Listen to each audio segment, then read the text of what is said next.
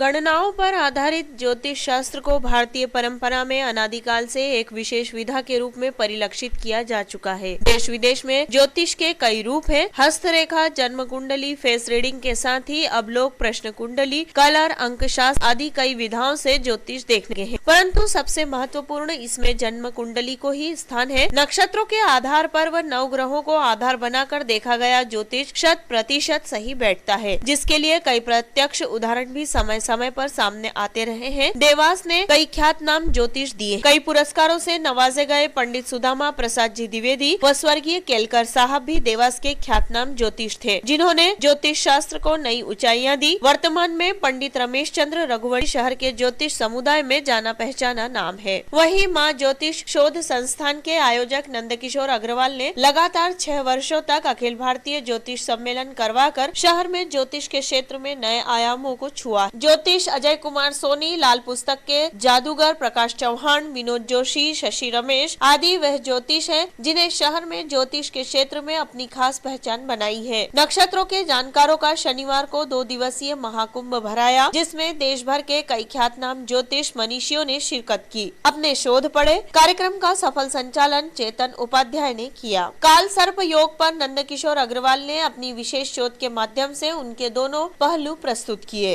कई ज्योतिष मनीषियों के बीच ख्यात नाम ज्योतिषाचार्य निर्मला जी सोनी विशेष आकर्षण का केंद्र रही। इंदौर, उज्जैन व आसपास के क्षेत्रों से भी उनके पास कई लोग हस्तरेखा दिखाने पहुंचे। सम्मेलन में उनके पास देर रात तक जातकों की भीड़ लगी रही। ज्योतिष के क्षेत्र में अपनी विशेष पहचान रखने वाली सुप्रसिद्ध हस्तरेखा विशेषज्ञ श्रीमती निर्मला सोनी ने बताया कि वह अभी कुछ दिनों तक शहर में ही है।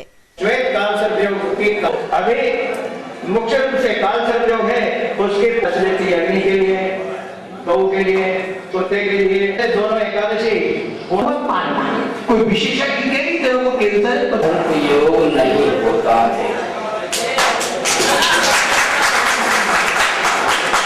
नंबर 1, नंबर 2, हिंदुस्तान की पृथ्वी पे नहीं विश्व में यदि कोई व्यक्ति पैदा हुआ है तो उसको काल सर्प योग है। क्या बात है?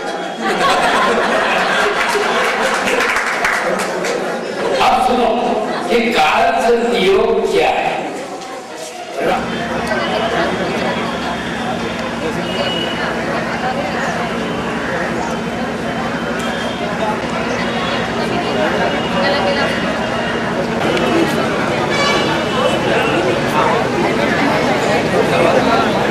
आज के समय में मान, अपमान, यश, अपयश, संतान, बीबी कैसी होगी, बिजनेस मेरा कैसा होगा, मेरा परिवार कैसा होगा, मेरा परिवार कैसे चलेगा, मुझे मेरे लिए, मेरे परिवार के लिए क्या क्या करना है। मनुष्य की एक जो प्रवृत्ति है वो जिज्ञासु प्रवृत्ति है और उसके लिए मनुष्य चाहता है कि मैं सब कुछ जान सकूं, तो भगवान की मूर्ति के पास जाता है, दर्शन करता है, माता रानी को या मंदिर में जाके उनसे प्रार्थना करता है मेरा सब कुछ करिए।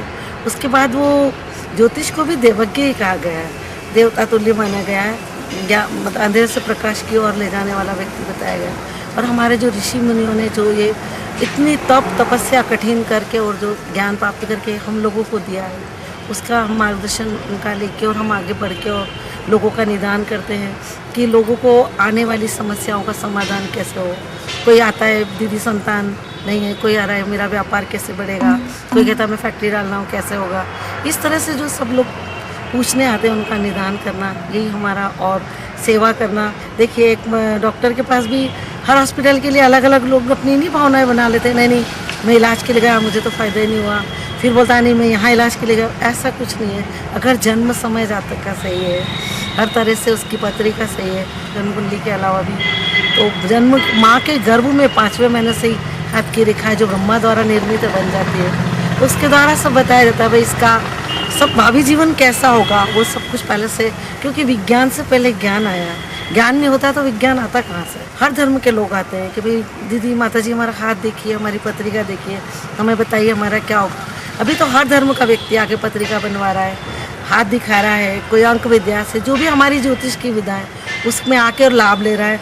और अच्छी बात है, इस चीज़ को अगर आप मानेंगे नहीं, एक मूर्ति भी तो पत्थर की होती है, उसको भी तो आप भगवान मान के उसके पास जाते हो और बड़ी श्रद्धा से आप मन्नत करते हो, उसमें प्राण प्रतिष्ठा करके उनको जागृत करके, और आप उनसे जब मन्नतें करके काम करवा दो होता है कि नहीं। आप अगर विश्वास से आए हैं और आप, ऐसा नहीं है कि ये बकवास है या कुछ है, इसके बिना तो जन्म से लेके मरण पर्यंत तक हर व्यक्ति को ज्योतिष की जरूरत पड़ती है। आप बताएं कहाँ जरूरत नहीं पड़ती। कोई छुप के आता, कोई सामने आता, छोटे से लेके बड़ा व्यक्ति, हर व्यक्ति आता है और हर व्यक्ति की समस्याओं का समाधान होता है, व्यक्ति को लाभ भी मिलता है। 12 से 5 मुझसे सब मिलने का समय मेरा 12 से 5 है।